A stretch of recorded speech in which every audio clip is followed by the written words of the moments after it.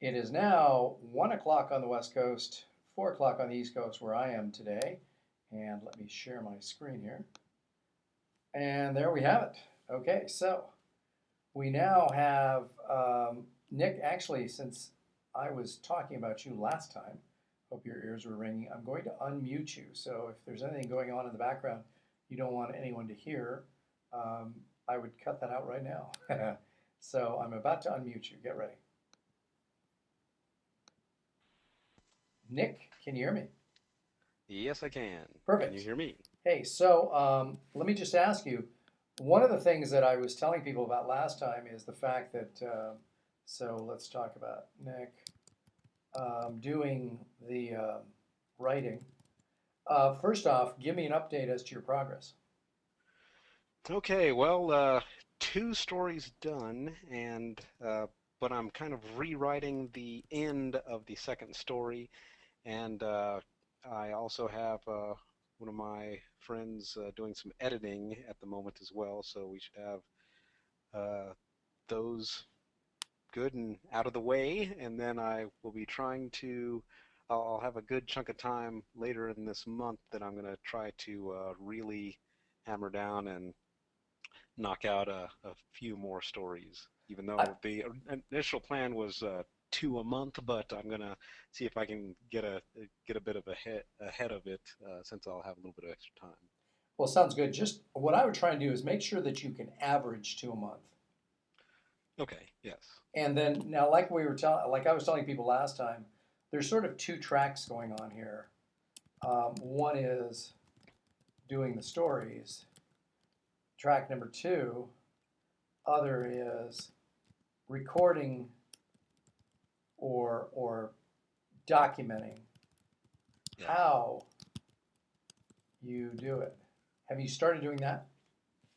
Well, I've been trying to pay attention to the habits and uh, how I'm setting up or getting the ideas for the stories and um, what the process is, but I haven't really formally written down any parts of it. I've just kind of been watching the process and thinking about. I have a suggestion. One of the things you may want to do also is start, whether it's on the computer or on a separate device, start recording some notes to yourself in audio form so that you can say to people, right now I've completed story number two, I did this and this. I would do like almost like an audio journal. Okay. And so that way we can give people some real insight into, what you went through, like what resources did you use? How did you find your editor? How do you do your stories? Do you think of the idea in advance? Do you outline them? How do you do it? I think all those things would be important for someone to understand if they were, trying to get into this. Okay. Okay, so now the other thing is, did you get my message with regards to the whole idea of a pen name? Yes, you said that the that program, which I have written down here somewhere, KDP, Yeah, have is you that it? signed up and done that already? I had a question for you about that, which I didn't know if I was supposed to if I needed to be ready with a certain number of stories to go Nope, before I sign up for it, nope, or if I can nope. just sign up anytime. Yeah, sign up. So you should do that like immediately.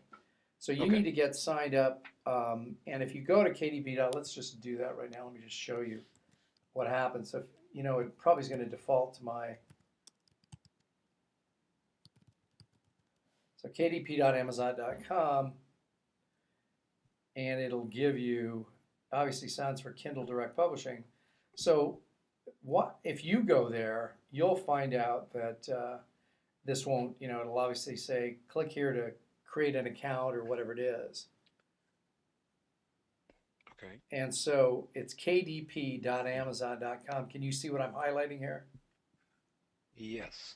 So yeah, kdp.amazon.com and sign up and then look around and find out the answers to the whole pen name thing.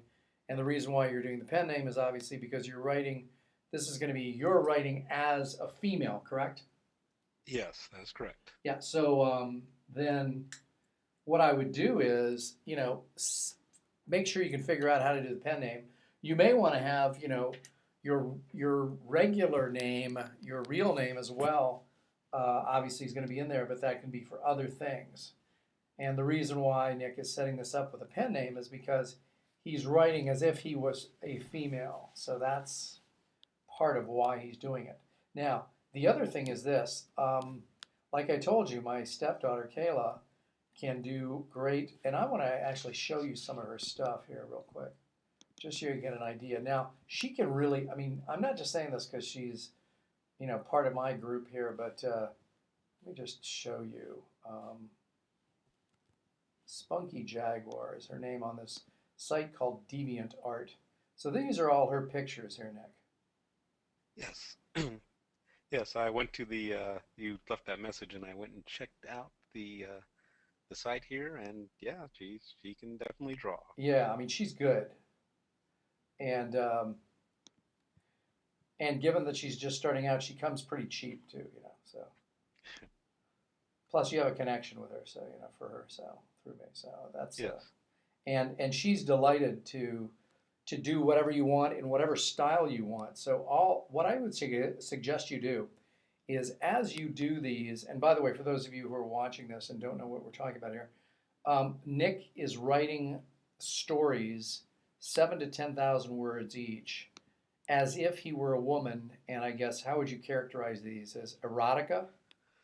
Uh, I would say that they're just short romance novels. I wouldn't really label them as erotica, but a short Okay, romance, good. let's say. Short romance novels. And one of the things that we're going to do is, let me just show you this also so you get an idea. I think I may have.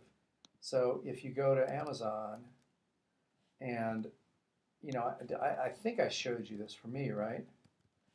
Now it's not going to be as effective, but some of these were done. I had all of these, like this cover was designed by someone, just a very basic cover. But in terms of yours, let's try this. Let's put in the genre of, let's go to romance novels in Kindle store. So here are some of the different covers, breathless, blah, blah, It's got that typical sort of romance look here, this kind of thing. And so she will be able to, what I think you should be doing is you're going to want to, come up with 1, 2, or 3 ideas for what each cover should look like when you finish writing. Okay. And I would suggest to you that remember that the cover you're trying to come up with will be something that people in this genre will be, pretty excited by. Yes. So we see that, there's, 159, 4 stars, 159 reviews for this one. We get a feel for what people are looking for. Yes. And I think I may have done this for you before. Now I'm not sure. We go to images.google.com and put in romance novel cover art. We can see all this kind of stuff. By the way, I'm here in New York City, and I was just remembering that years ago I used to walk my dog with Fabio. I mean, Fabio was at this place called Dog Hill. We used to see him all the time. We were all pretty amused by the fact that he only went by one name. We said, "What's your name?" Fabio. It's like Madonna kind of thing. So anyway, he used to pose for a lot of these. I remember. So romance novel cover art, and I think that this should give you some real good ideas, for what's out there. It's what's working. It's usually a guy and a woman, blah blah blah. This is pretty standard stuff, I think. Yes. Look at that. That's really bad. There's Fabio again. He's the king of the romance novel cover. So yeah, that's. I just don't want to leave that as the background, if you don't mind. So anyway, Nick, that's a really good place to start. And why don't you make it a habit of either when you're halfway through or all the way through doing one of these, you think about what the best image should be for the cover, and just sort of write down one or two or three ideas. And so right now, why don't you do this for me? Let's Okay. brainstorm it right now. For the first, you've got one that's completely done, right? Or two? Yes. When it's completely done, the second one I'm kind of rewriting how it ends. Okay. So now So it's pretty much done. let's talk about what should be on the cover of the first one, given what it's all about. What kind of an image? Oh, let's see. I was thinking maybe if it has to have we noticed the theme of the man and the woman on most of the covers. So if they were maybe together looking out of a window at city lights or something like that. Okay, so two. Now let's describe man and woman. How old? I'd say 30s, mid 30s. Mid 30s. Mid 30s, and they are looking out at city lights Yes. from where? A balcony? From well, through a window out of like a high-rise apartment. Something like you might be experiencing there in New York Yeah, City. yeah. Okay, now should they be embracing what kind of a pose do you picture? So now you see this as sort of the image that we have is from inside the apartment, looking at them looking out of the window at the lights, correct? Yes. That's the perspective. Yes. So it's uh, as if there's a camera inside the apartment, um, sort of focused on them looking out at the city lights. And are they, Yes.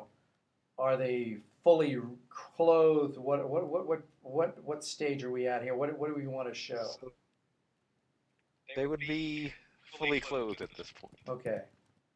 And give me some idea. Are they? We just had a discussion with my stepdaughter like in an hour or two ago about, are they fancily dressed or are they casually dressed? It'd be a casual. Okay. And anything specific about the characters, man, uh, older, younger, white, black, Hispanic. What's the man? That'd be both. So the man is a maybe late 30s Caucasian male, uh, dark hair. Woman is probably early 30s Caucasian female. I don't remember what color her hair was. I'd have to go back and look at the story. Got it.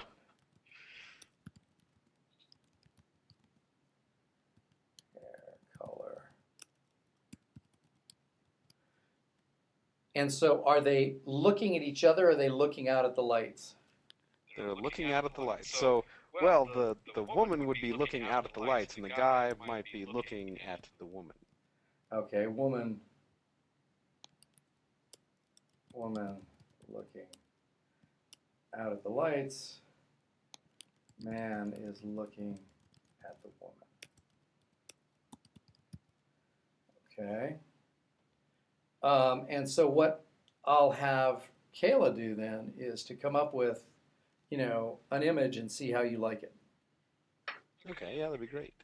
And so now, do you picture this as being, does the image have to be more realism or can it be a little bit sort of stylized or, It could go either way, okay? as long as it. So you're open to the quote unquote style of artwork used. Yes. Okay. Now the reason why I'm asking this is um, I think that we want to keep these once we get started. We want to keep them consistent. Now that's not just because I want to keep her getting work, but I think it's a good idea that we want to make sure that all of your pieces are tied together by sort of a similar style. Would you agree? I agree. Yes. So we want to have that similar style not only pervade your writing, but make the covers look similar so people will always know. And by the way, what's the pen name you came up with? Um, I, Okay, I, let's leave that blank for now. okay, yeah, But I whatever can't. that is, we'll need to come up with it in relatively short order Yes. because this cover art must contain your name, author's name, and the title of the work, Right. right? Yes. Good, good, good. Okay. So, there you have it. And again, just to clarify for everybody else who's on the webinar here, Nick Shelton is one of my JV partners that we're trying to, we initially started out with Nick pursuing something completely different, but now he's sort of figured out that this is what he wants to do. And so not only will we be generating money, and by the way, Nick, I'm serious, if this takes off, this is going to make a boatload of money. Very good. Yeah. And so now what's going to happen is you're going to get a report every month that'll probably surpass mine fairly quickly because your genre is perfect for this. But let me just give you an idea of what we're talking here. I mean, right now, at my peak, let me just see if I can go to KDP. I've sort of come down, but yeah, I don't need to even show you this. Let me just give you my numbers were running about $500 a month for all the works that I have. I would guess, I would not be surprised if within 5 to 6 months you're generating at least $1,000 a month from these. That would be great. Yeah, yeah, it'd be great for both of us. Yes. And love getting those checks. And so the thing that's cool though is that if this catches on with the audience, what'll happen is those checks will get exponentially bigger as time goes on. All of your customers will want more. Now, one of the things we're going to do is we want to make sure that let me just show you what I do in mine here, just so you can copy it. And if you somehow forget this, you can always just go to the recording of this webinar or send me an email. But you can go to the recording of this webinar and see what we did. So if I go to under Kindle Books, Kindle Store, I put in my name. I wanted to just show you what I did here with any of my books. Let's pick this one, How to Write a Book in 30 Days or Less. You click on Look Inside, right? So this shows you the cover, and then take note of this. Free offer for you as an Amazon customer. Want to learn blah, blah, blah. So you want to make sure that in the first 2 or 3 pages, you include some kind of copy to get people to give you their email address in order to get something you're going to give them for free. Now, for you, that might be something as simple as get on my list to receive, and what would it be? New releases ahead of the crowd, reduced pricing / pre-publication offers. In other words, we want to tell people there's a reason why you want to get on Nick's list. He isn't just going to try and bug you and sell you stuff. He's going to actually give you some benefits. So now, did you sign up for Web Marketing Magic yet? Um, let's see. I think that I did, but I haven't been on that particular. I set up a separate email address for that. Okay, so I should be able to go and check. I'm pretty sure I did that when I was out there with you. I think you did, and then you asked me. But here's the other thing. For Stanley is going to want to get my webmaster is going to want to get your Web Marketing Magic info so that he can, he can help you to get this going. Now, what Web Marketing Magic will do for you, and again, for those of you who are watching who don't have this, I would recommend it if you're in this business. Webmarketingmagic.com. So what happens is that this will allow you to create a database of names of people who have, and what you're going to want to do is separate your names. So you want a list of buyers / inquirers. And that way, you're going to be able to, what's going to be cool is, anytime you want to make some more money, you can just crank out another book and send a notice to your list and say, hey, I'm normally going to sell this for X, but you're going to get it for 20% off X if you buy it within the next 48 hours. Make sense, Nick? Yes, it does. Okay, good. So, and again, Stanley can help you with that. And also, he can help you with what's called, a squeeze page, which is basically a web page that will give people sort of all of the benefits of signing up for, it would be something like, the headline will be just plop. No, I don't want to say that.